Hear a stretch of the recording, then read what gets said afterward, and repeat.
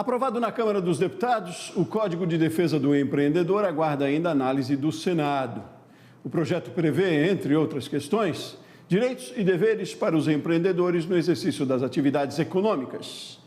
Para falar sobre o andamento da discussão e a importância das medidas previstas no Código para os empreendedores, eu recebo Ana Paula Locoselli, a assessora jurídica da FEComércio SP. Oi, Ana, tudo bem? Bom dia.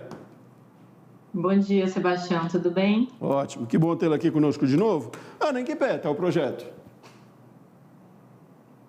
O projeto ele foi aprovado na Câmara, agora foi para o Senado, né? O que a FEComércio está trabalhando? Na verdade, esse projeto ele é um aperfeiçoamento da Lei de Liberdade Econômica. A Lei de Liberdade Econômica é de 2019, havia algumas lacunas que precisavam ser preenchidas. Então, essa proposta ela veio aperfeiçoar a Lei de Liberdade Econômica para melhorar o ambiente de negócio para o empresário, facilitar a vida dele nesse dia a dia de burocracia que a gente sabe que é bem complicado, né? Quais pontos mais importantes você destacaria?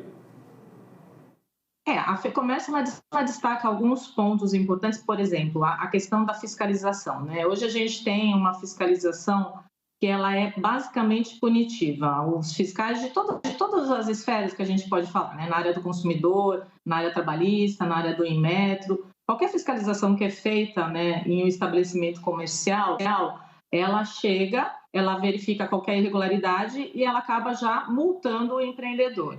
O que a alteração legislativa ela propõe é que a primeira fiscalização, se não ocorrer, por exemplo, algum problema muito grave, óbvio, que seja orientador. Então, o fiscal ele orienta o empresário, que às vezes ele pratica uma irregularidade, mas são tantas as regras que a gente tem também, né, leis no nosso país, que às vezes ele pratica uma irregularidade que ele nem tinha conhecimento, e aí ele pode ter o tempo, o prazo lá fixado pelo fiscal, para ele regularizar a atividade dele.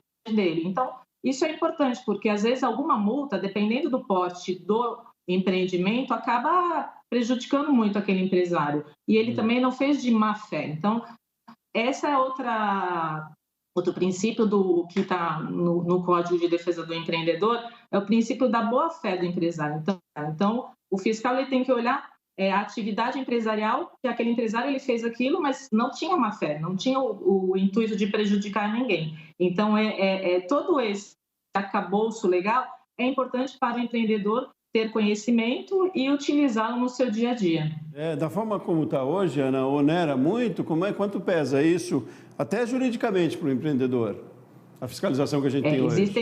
Existem multas muito altas, dependendo do porte da empresa, as multas elas vão até sobre faturamento. Tem multas de consumidor aí que a gente vê para empreendimentos grandes que são de milhões. Então, isso é muito prejudicial para a atividade econômica mesmo. Então, essa questão da fiscalização orientadora é uma mudança até que a gente olha para o papel do Estado, como ele trabalha junto com o empresário, né? Não contra o empresário, porque eu acho que as atividades elas têm que se complementar, né? Então, um auxiliando o outro é o importante para que a atividade econômica ela cresça. Então, isso é bem importante para todos os empresários.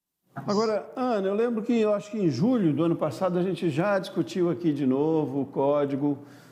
Por que esse embate vai tão longe? Quando que a gente vai ter um resultado? Voltando lá àquela questão de como está o projeto, mas em termos de soluções mesmo, como é que você vê, como é que a FEComércio vê?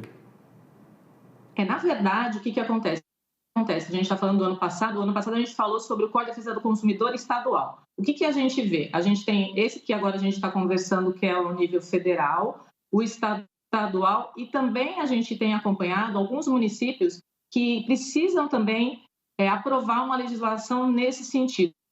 O que significa? Porque cada ente público ele tem a sua autonomia, né, nas 3 esferas. Então, isso tem que ser levado para o funcionalismo público para que cada um, né, a gente tem os usos e costumes dessa questão burocrática em todas as esferas. Então, isso tem que ser incorporado em todas as esferas, em todos os âmbitos, para que efetivamente a atividade empresarial seja simplificada, porque hoje a gente ainda vê que, muito embora haja a lei de liberdade econômica, em muitos municípios, por exemplo, ainda existe a exigência de alvará para atividade de baixo risco, que isso daí já é superado a nível federal. Então, mas só que se o município ele também não legislou sobre isso, acaba dificultando a atividade empresarial. Então, a gente observa que alguns municípios e alguns estados já evoluíram bastante em relação ao Código de Defesa do Empreendedor e outros precisam ainda evoluir bastante. Então,